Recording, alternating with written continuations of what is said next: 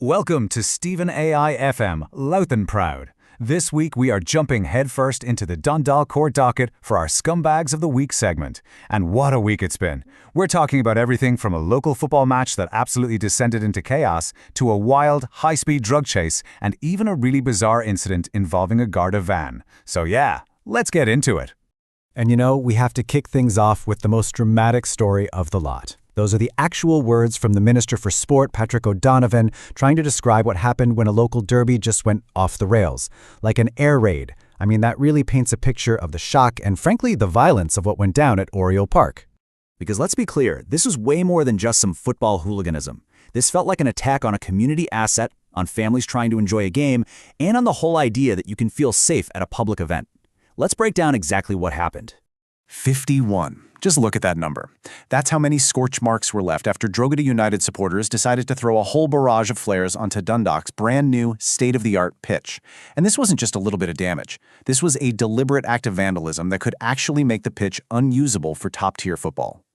But turf can be repaired. What's way worse is the human cost. In all that chaos, a 12-year-old boy was hit by one of these flares. A kid.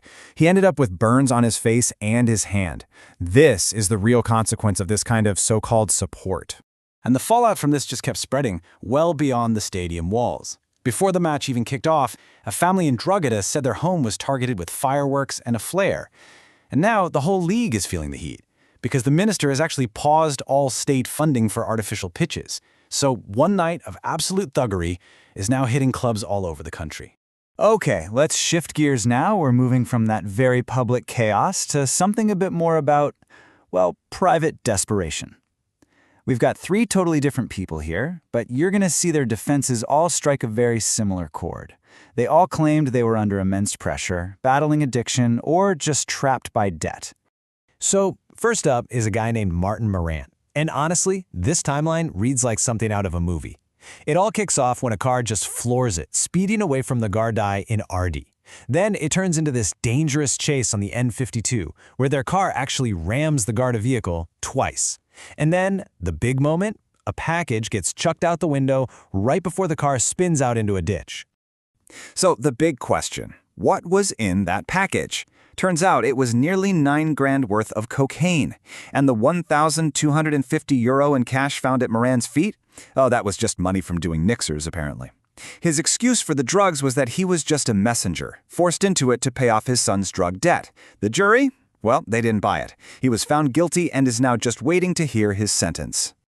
All right, so we've gone from a drug career to someone who, in the judge's own words, tried to subvert the law itself.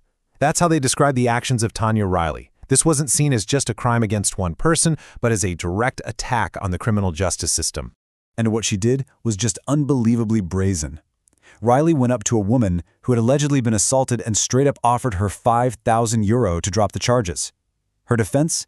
She was just a messenger, acting out of fear and pressure. But look, this kind of intimidation is designed to silence victims, and the judge clearly saw it that way, sentencing her to 9 months in prison. And here we see a pattern that comes up again and again in court, right? On one hand, you've got a history of breaking the law. In her case, 10 previous convictions. But on the other hand, you have the claim that, no, I've turned my life around. I'm drug-free now. It's up to the court to figure out how to weigh that past against the promise of a better future. 76. Just let that number sink in for a second.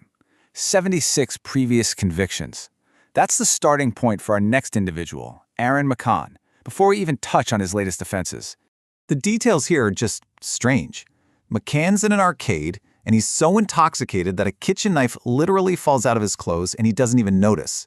When the Gardaí show up, they find a second knife hidden up his sleeve. As if that's not enough, he also admits to having cannabis and stealing a bike worth €560 a week earlier. It's just a snapshot of pure chaos. And then you get this.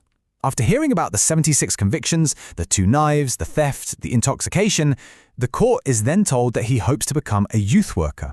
It's quite an ambition, isn't it? Especially when you put it right next to the reality of what he was actually charged with. Now, for our last case, and this one really makes you think, it raises some big questions about what we value in our justice system. We've seen violence, we've seen drugs, we've seen intimidation. Now, we've got a case with 2 guys, a Garda van, and what really looks like a €500 get-out-of-jail-free card. The judge actually nicknamed them Starsky and Hutch. At 3:30 in the morning, after drinking all day, Colm Downey and Conal Rice decided it would be a bit of a laugh to hop into an empty Garda patrol van while the officers were dealing with something else. Was it stupid? Absolutely. Was it malicious? The court seemed to think not. So this is the heart of it, right here. This is the comparison that matters. On one side, you have Tanya Riley. Her crime, witness intimidation, labeled an attack on the justice system. Her punishment, 9 months in prison. On the other side, you have our Starsky and Hutch duo. Their crime, trespassing in a Garda vehicle. Their punishment, a €500 donation to charity, and they walk away with no criminal record, thanks to the Probation Act. And this is the central question, isn't it? When you put these cases right next to each other, what message is being sent about what our justice system really prioritizes, what it punishes, and what it's willing to forgive? Because honestly, when you look at this single week in court, you just see the same themes popping up over and over again. You see the repeat offenders with dozens and dozens of priors. You see real, tangible harm done to the community. You see addiction constantly being used as a defense. And maybe, most glaringly, you see sentencing that can feel like it's from two different planets. And that's really the point of all this. This isn't just about us pointing fingers at individuals for a segment. It's about looking at the patterns and asking some really tough questions about how our justice system actually works. It's about the choices it makes, day in and day out. So, I really want to know what you think. Which of these outcomes really stood out to you? The fact that you can basically hop in a Garda van and walk away with a clean slate for £500, or the sentence given out for trying to intimidate a victim? Drop a comment below and let me know. And hey, while you're there, don't forget to subscribe. So there you have it. 1 week in the Dundalk courts. 5 cases that bring up some pretty fundamental questions about consistency, accountability, and what justice really looks like in our community. It's a powerful reminder that the decisions made in these courtrooms shape the world we all live in. And that's the latest from Stephen AI FM, Louth&Proud.